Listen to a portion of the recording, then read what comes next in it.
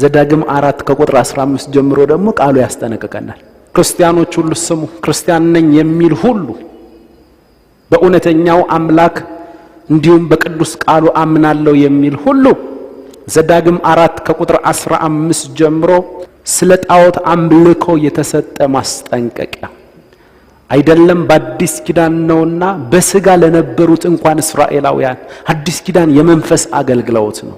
ብሉይ ኪዳን በስጋ የነበሩት እንኳን እስራኤላውያን በእንደዚህ አይነት አሁን ትውልዱ በተያያዘበት ነገር ስዕል ቅርጻ ቅርጽ እያሉ እንዳይያዙ እግዚአብሔር አስጠንቅቋቸዋል። ዘዳግም 4 ከቁጥር 15 ጀምሮ ምን ይላል? እግዚአብሔር በኮሬብ በእሳት ውስጥ ሆኖ በተናገራችሁ ጊዜ መልክ ከቶ አላያችሁምና እጅግ ተጠንቀቁ። ምን አላያችሁም? መልክ ከቶ አላያችሁምና እጅግ ተጠንቀቁ። እንዳትረክሱ የተቀረጸውን ምስል የማናቸውንም ነገር ምሳሌ በወንድ ወይም በሴት መልክ የተሰራውን በወንድ ወይም በሴት መልክ የተሰራውን በምድር ላይ ያለውን የእንስሳትን ሁሉ ምሳሌ በሰማይም በታች የሚበረውን የወፍ ሁሉ ምሳሌ ቀጥሎስ በምድር ላይ የሚሽከረከረውንም ሁሉ ምሳሌ ከምድርም በታች በውሃ ውስጥ የሚኖረውን የአሳ ሁሉ ምሳሌ